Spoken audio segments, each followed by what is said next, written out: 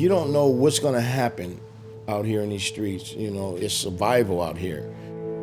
I was originally from Texas. My goal was to hopefully go to school, but I got robbed in LA and I ended up on the street. I didn't have the money or the friends out here really to help me out with that problem. I used to get bullied a lot, and I really wanted to fit in. And that was the beginning of me drinking and then using. I eventually got diagnosed with mental health disorder, bipolar. I'm suffering through abuse and don't even know what abuse is. I never knew what abuse was. When a person says, hey, you need to go through a mental health, I knew then I had issues, big time. I've been diagnosed with a major depressive disorder, insomnia, and an anxiety disorder. Being homeless and having a mental health situation, it's like you're locked in a box. Being that way and being in that sort of quiet desperation of, I need this medication, I do need help, and it being so hard to convey that to people.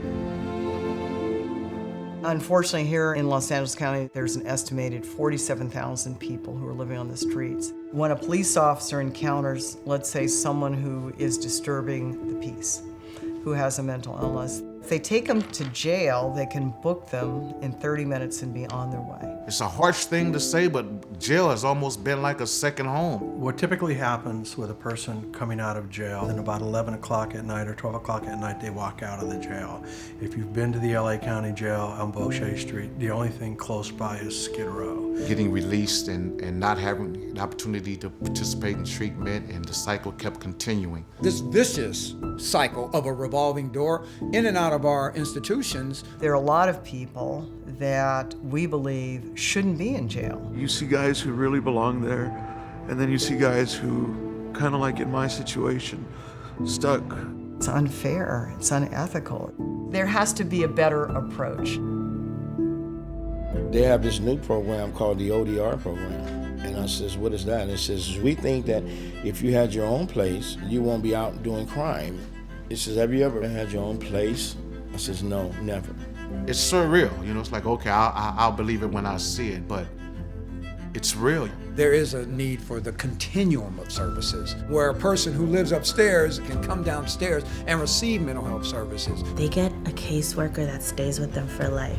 I know no other program like that. Therapy is about second chances, right? And a lot of our guys are seeking that second chance. I've been able to experience and to grow and to get my life back. I mean, it's unprecedented. I don't think we ever really understood just how many people inside the jail were eligible. Our study looked at the entire mental health population in the jail, which was over 5,000 people. Over half of them would potentially have successful cases. That's important because really what the community wants, they want safety. From a public safety perspective, it's actually safer to have them housed. And emergency room visits are very expensive. Jail stays are very expensive. Associated court costs, policing costs, arrest costs, we could go on and on.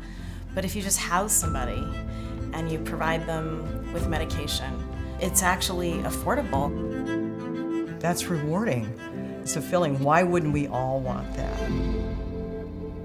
This is an innovative and intelligent approach, and it's working. So far, we've safely diverted almost 2,000 people through the Office of Diversion and Reentry, and this is spreading around the country. These needs are in Chicago, they're in New York, they're in Miami, they're all over. I think it should be important for all of us to want everyone in society to the degree that they're capable of living a life with dignity and purpose. It's really about righting some wrongs in the criminal justice system that have been going on for far too long. Well, I remember I almost laughed. When I got offered the program, I was like, is this for real? You're gonna get me a housing and medical and all that? And they're like, yeah, and you can get started all over again.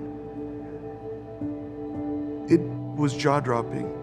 I says, don't play with me. When I get in trouble, I go to prison. They schedule me for release. And they picked me up. I still didn't believe it. I says, they're not gonna release me, And they came and they said, Baker, for release. And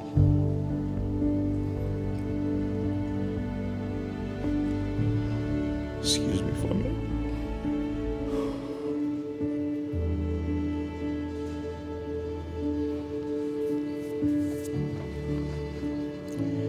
It was the